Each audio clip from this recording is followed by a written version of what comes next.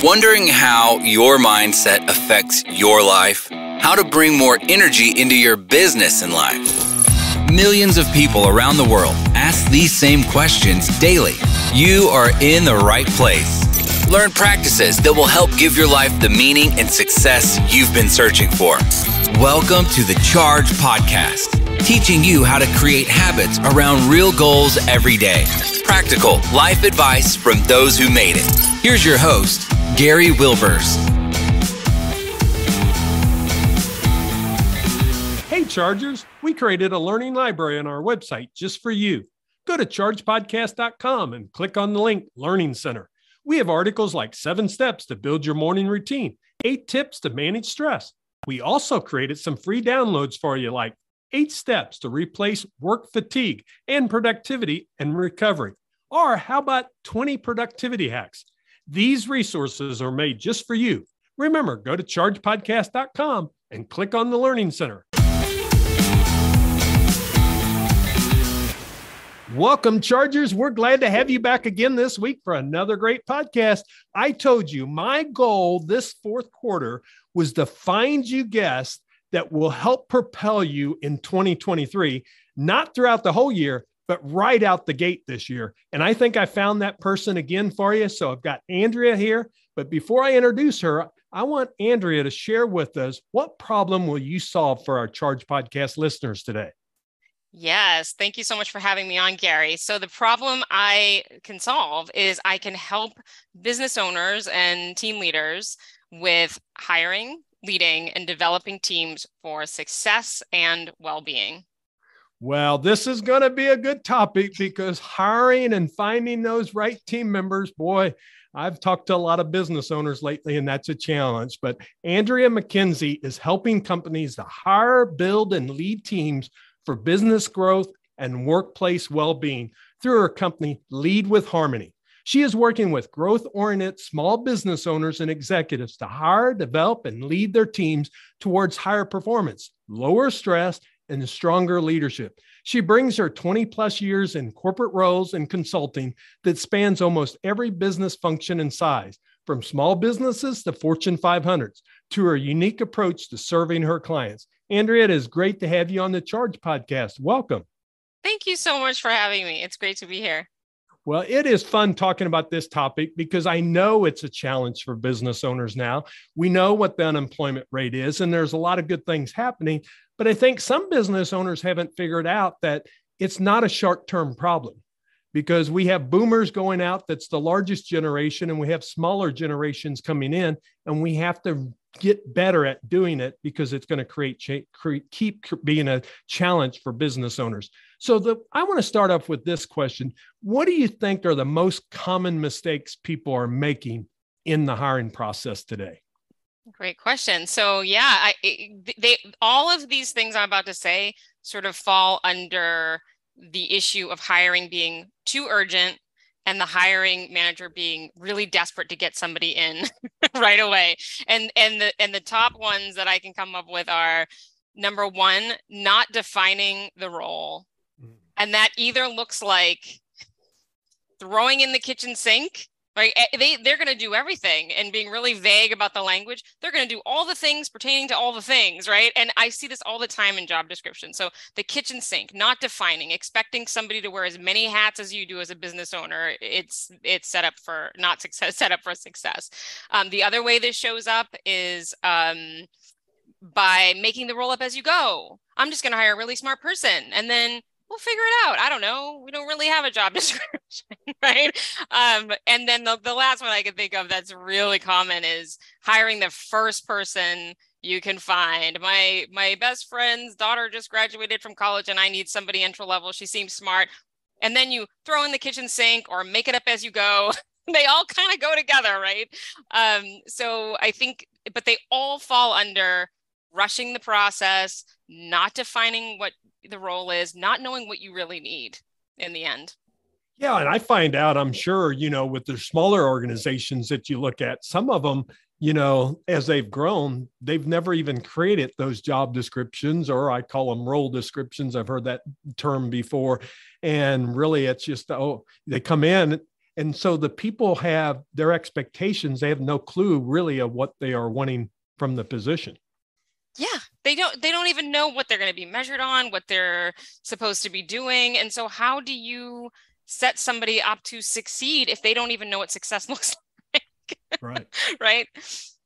Well, that is great, because I think that becomes the first thing. We have to understand what's the mistakes that we make. But then there's some best practices that we really should be using, and how we can go about with collaboration when they do come on board, and in communication, because normally, even in a small organization, they're working with different people or different teams or different departments in that.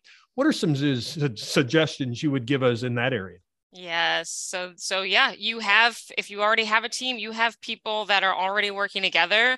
First of all, that clearly factors into what you need to hire for. So knowing your team helps you with the hiring process. But then in terms of how you collaborate, how you communicate, the operative word is how. Know how each individual person really needs to communicate, right?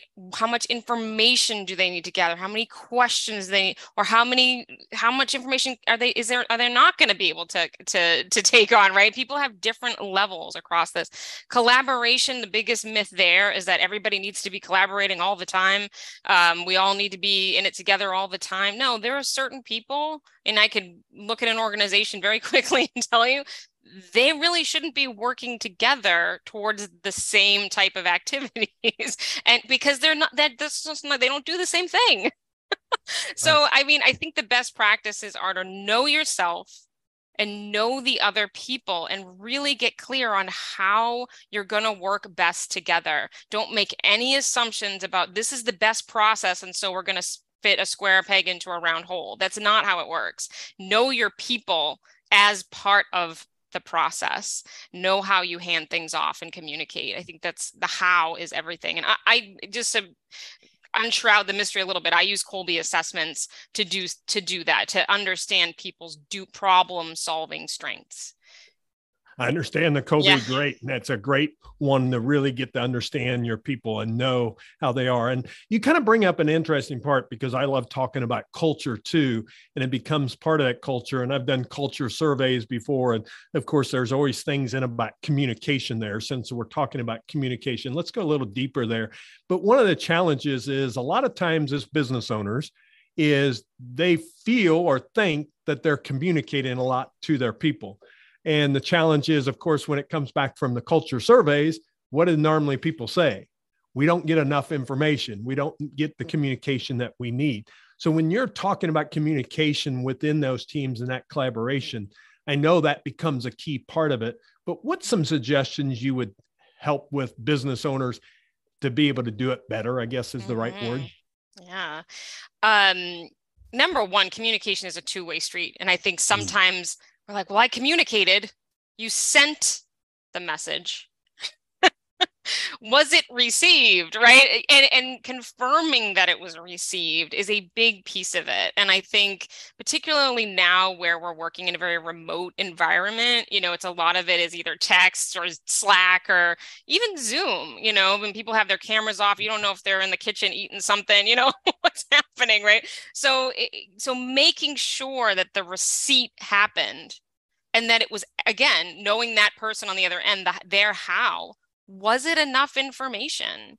And when you get into, or was it too much information that they couldn't even make heads or tails of it, right? But the other side of the coin, when you talk about culture, is what are the values that you're putting out there, right? What are the things you really stand for in terms of how you communicate, even just in terms of things like respect, openness, inclusion, right? That kind of thing. I think those things really need to be set and modeled by leaders. And then you're hiring the people. And let me just also say this. Everyone is a leader in my mind. Same way. You're hiring leaders. You're hiring people who are going to carry out that. And that's part of the hiring process, is to vet that and really get to know people. And that all starts with trust. Yeah. So. Well, I love where you're going there, because it's really one of the next questions I was going to really ask you about is, what's your advice when you're looking to hire those right people to really enhance that teamwork and culture? And I understand values is a big part of that. Is, do you have those defined? Because so many companies, and I understand in large organizations, they may have it, but in small businesses, they're trying to get the day-to-day done and their team is growing. And normally once the business starts to take off, if they have never done that, and even if they had, they're a sign up on the wall. And even if you ask the owner, what's your true values, they probably couldn't repeat what was on the wall. Or if they can repeat what's on the wall or on the website or whatever it is, right? It's just robotic at that point. It just depends on how much work was put into it. And I mean, really, let's not oversimplify how intensely deep this gets, to know yourself and know your own core values, and then to think about what are those things that you really want to be shared values across the board in an organization. Everyone's going to have different things they care about more than other people. Things like values could potentially be a moving target. So you need to know the ones that really remain solid. I stand for this no matter what, right? Like that kind of conviction is what it's really going to take. And I think a lot of people start to develop values like, well, yeah, that'd be nice. And sure, we all should be, I don't know, care about knowledge, or, it's like, no, it's something that like is a tent pole that you want to make sure you're really creating a culture around. I don't think it's ever too early to start that, because that's also something you're communicating to your customers. Yeah. Same brand that you're communicating for your customers. Here's what we stand for is what you're going to communicate to those people coming in as employees. So all of that is part of the psychology of an organization, starting with, the first few people. Yeah. And I think that's really changed. We have not looked at that in a totality, I think, in our hiring. I won't say in every organization, but in a lot of organizations. And today that is so crucial. You talked about Kobe, is getting the right person for the right fit, because there's some people that don't fit for certain positions, and you're putting that, square peg in a round hole then by doing that. But I'm curious also, because I saw on your website, and I don't want to assume anything, but you talked about conscious leadership. Mm-hmm. And how do you think that plays into it? And really, what does that mean to you, conscious leadership? Mm-hmm. Well, consciousness, awareness, right? They're very similar. People talk quite a bit in leadership about self-awareness and the importance of it. I think it's the foundation. You really need to be conscious. And of course, we have a million things going on in our subconscious. Yeah. And our first thought, although, we're not necessarily so responsible for it, in the sense that like it comes from a place where we're not conscious of it, but starting to become more aware of what comes into your consciousness. And I don't know if this is a little too, vague the way I'm talking about this, but I mean, there's so much around mindset. We hear it all the time, right? In terms of entrepreneurship and leadership, or anything really, success in life. And it all comes down to really developing that ability to be conscious, and then try by the clues that the consciousness is giving you, right? Those initial thoughts, decide if you want that to be what's happening behind the scenes, right? And reprogramming things, right? Our brains are plastic, right? I have a very deep affinity for neuroscience and that kind of thing, right? It's like starting to really understand that, and also to be observant of the people around you, and to not make those snap judgments with them either, even though they might pop into your head, right? Reframe, stop yourself, right? And don't act on the first thing. Be conscious of it first and make conscious decisions. That's really where the concept comes from. And this conversation could go on for hours, so I'll stop. Yeah. But yeah, because there's a lot that could be packed in there. But I think the biggest thing we're saying is, as business owners, and then if we do have hiring people, because a lot of times in a small business, it's not an HR person, someone within their organization, it may be the leader of that department that's doing the hiring, is how are you talking about them through that process? And what process do you have set up that's there? Because if there is none, then the challenge is they're just filling a spot like we've talked about. So I guess my next one with you, and there's multiple questions I want to ask, but what are some of the biggest ways you see business owners kind of holding themselves back from that growth that they really want in their business? Because you can't do it without people. It's a good segue because mindset, right? I think because business is, at the end of the day, you don't have a business if you're not making money, period. It's just not a business, right? And so there's that whatever's going on around money in your mind is directly tied to your business. And so I think a lot of people, particularly at the beginning of a business, are hesitant to invest money before they have revenue to support, right, whatever that is they want to invest in. And it's sort of a backwards concept. And if you think about larger, companies that are going out there and getting funding before they even hire their people, right, that's kind of the way. It's like you have a vision, you know what it's going to take, you know what you need, go out there and invest in what you need. And it's very complicated when people are trying to focus on safety rather than growth, right? Because what we really want, we limit ourselves. So it's like, if we can't even get to the place of the true desire and the true growth that we want because we're limiting ourselves around some of the beliefs we have, we can't even get to what we want because we can't even admit what we want. Right. So there's it's all very intricate, right? But at the end of the day, it comes down to scarcity mindset, right? That there's not enough. I need to do this before I do that, instead of coming from a place of, yes, I have this true place I want to go. It's solid, and I'm going to get all the things I need to make it happen. Yeah, that makes a big difference, Andrea. I appreciate you sharing that. Probably my next question I would ask you is, when you work with teams, and we talked a little bit offline and you talked about you work with teams, share with us kind of your philosophy when you come in so they can get an understanding. We're going to share your website and everything else for people too to have there. But I want them to get an understanding that really, first the business owner has to make the decision. They want to make some of those changes. But you talked a lot about you want to work with their teams because it's about changing that whole culture within the team concept. Yeah. I mean, it's twofold. I mean, I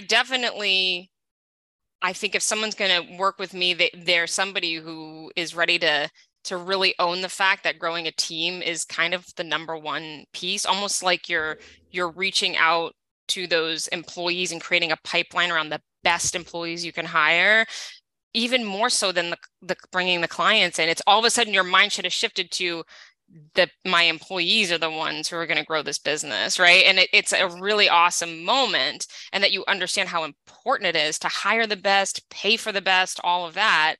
And even if you're not hiring, the people that you have, to make sure that they're going to stay and make sure that they're in a place that they're going to grow and work well.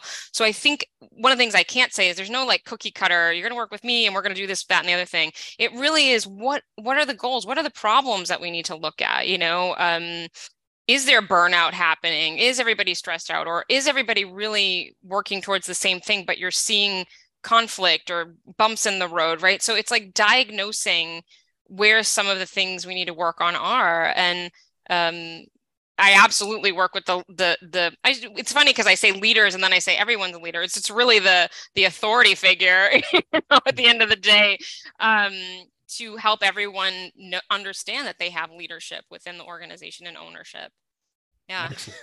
Well, I appreciate it. I'm glad there is not a cookie cutter, because there is not a cookie cutter, because every business is different. What do you need? But I think one of the questions is, we talked a little bit about it, and I know what COBE is, but I don't want to assume others do. Can you share a little bit about the COBE assessment and why you believe it's so important as you're going through the hiring process for organizations? Yes. Assessments are tough, right? Some people hear assessment and they roll their eyes like, oh gosh, not another personality assessment. I've taken them all, threw that one in the trash, that kind of thing. So, what makes this different, and I'll tell you, I come from a place of somebody who kind of thought that way before I saw COBE. I was kind of an assessment junkie, but also kind of didn't put a lot of stock in it. Is that it pinpoints something that in a very specific and deep way that other assessments don't. And that is your how. How do you solve problems? It's not about what you know. And it's not about what you care about or what you prefer, or do you like working with people? Like, it's not what you like or don't like. It's literally like that raw instinct that kind of doesn't change over time. So when we talk about trust and what you think about in terms of people and what doesn't change over time, it gives you a very objective, it's not like, again, it's not about what you love and you're passionate about or all this kind of stuff. It's very objective about your how, and you can look at other people and very quickly get some feedback on, again, how do you communicate? How do you organize? How do you deal with risk and uncertainty? These kind of things. It's a very high learning curve on some level, so it's hard to summarize on, like, a sentence. Sure. But it's fantastic. I really think, go grab a Kolbe A. I don't, Kolbe Corp, go grab one, see what insights it gives you, how accurate it is for you, and think about how you might be able to use that information about your team members. Yeah. Or give me a call. Yeah. Because the thing is, then you get the how, but what you get is you start to learn of people that fit those organizations. I do the extended disc, and I think each assessment that is out there, they have certain niches that they go into. And to me, extended disc is about their communication style, what their style is. But of course, when I teach it, it's more about how do leaders lead those people with other styles that are not those, because we normally communicate from our own personal style. So we learn things through that. And what I love about Kolbe is it really gives you some of that information up front, just like extended disc or any of them do.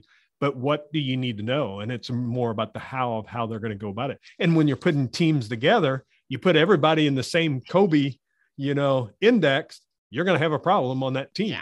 Yeah. They won't fulfill what you need in your business. And the other thing is, Kolbe is EEOC compliant, so you can actually use it in hiring. So you can assess what strengths, what instincts you need in the role, the how that you're going to expect.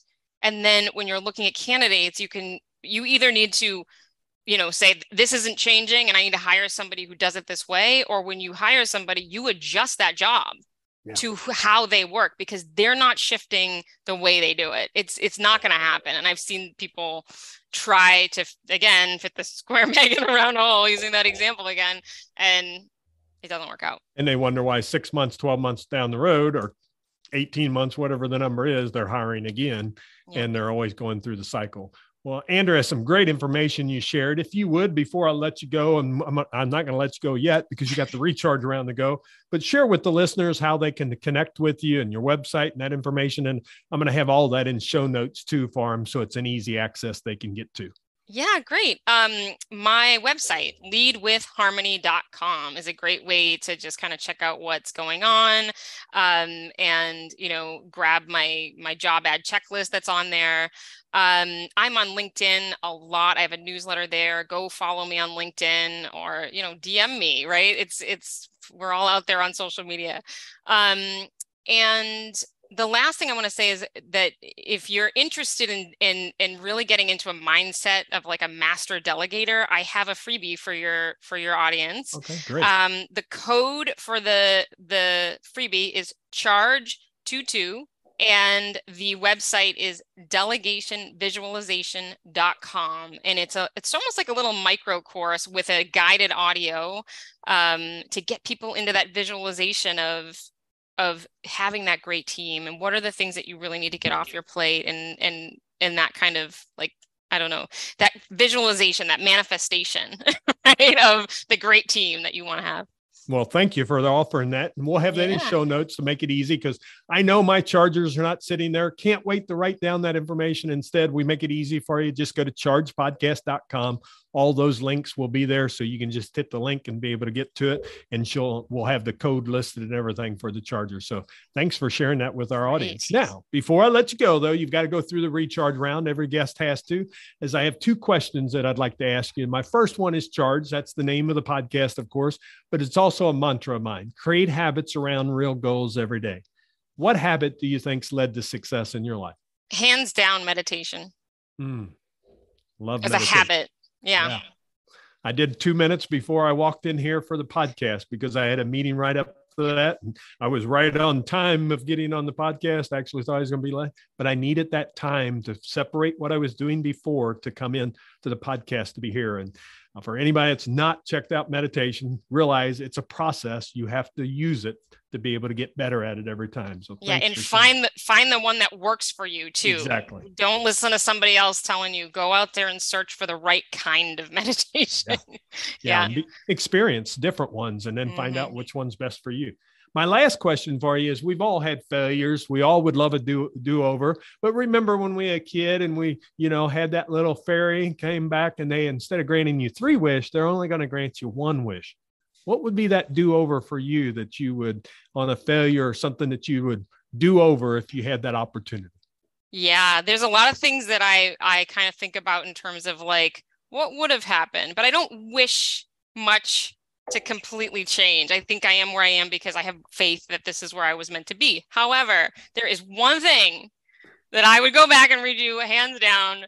It is my wedding photo. My photographer did not get 1 photo of my husband and I together. Oh my gosh. Just looking straight at the camera. But there's us dancing. There's us looking at each other. Not that photo you hang above the fireplace. That photo does not exist from my wedding. I am so, to this day, livid about this. So we try to go back and recreate it every now and again. I was going to say, that's what I'm going to say. You got to go recreate it. It's one of our favorite vineyards that we got married in. So we go back and we do all these funny photos in the vineyards, but we don't have that one in our wedding gear, So yeah, it's sad. Oh, that's wonderful. Thank you for sharing. Well, it's been great having you on the Charge podcast. Share them with them again, that website and leadwithharmony.com. Leadwithharmony.com. Go for it. Check it out. Great. Well, check out our information. I checked out the website earlier. A lot of great information on our website. Please do. This hiring, the thing we kind of let it in at the beginning. It's not over because of this is going to be a challenge throughout. It's about finding the right talent, getting the right talent on. When you find that right talent, then that's what takes your organization to the next level. And Andrea shared some great tips and information there. This is one of those I would tell you, if you got listeners that you're listening here and maybe you're not in the hiring process, but you know somebody that is, please go down, hit those 3 little dots on your podcast app and share this with them. Send them a little quick text message and say, hey, I think you ought to take a listen to this. I would truly appreciate that, because that's how our podcast grows too. Andrea, again, thank you so much for joining us today. Thank you. It was so much fun. It was so great. Chargers. Now, here I always love giving an action item. My action item is real simple. What are you doing in your hiring process, and how are you identifying the right people that you're bringing on your team? Some of the information Andrea shared with you, go to her website and check that out and see how you can maybe change your process to doing it. Maybe it's the Colby assessment. Maybe it's reaching out to Andrea to get some more information to be able to take your process to the next level of getting the right people on your team. So I'll tell you to take a look at that, because if you want to grow, your people are going to be the ones that's going to help your company grow. You can't do it all by yourself. So Chargers, come back next week and we'll have another great guest. I look forward to seeing you. Make it a great day. We'll see you next week.